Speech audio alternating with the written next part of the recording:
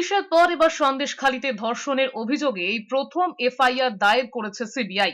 সন্দেশখালী কাণ্ডে এর আগে শেখ শাহজাহান সহযোগী ধৃত তৃণমূল নেতা শিবু প্রসাদ হাজরা সহ মোট ৩ জনের বিরুদ্ধে ধর্ষণের ২টি অভিযোগ দায়ের করেছিল পুলিশ।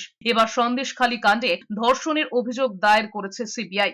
সন্দেশখালীর তৃণমূল নেতা শাহজাহান এবং তার শাগরেদদের বিরুদ্ধে জমি দখল এবং ধর্ষণের বহু অভিযোগ জমা পড়েছিল পুলিশের কাছে।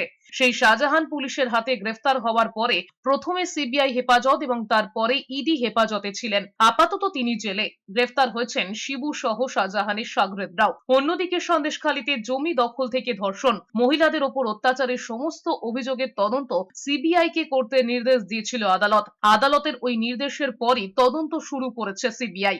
এরপর সেই সমস্ত অভিযোগের বিষয়বস্তু সরেজমিনে খতিয়ে দেখতে গত শনিবার কেন্দ্রীয় গোয়েন্দাদের 2টি দল সন্দেশখালীতে গিয়েছিল।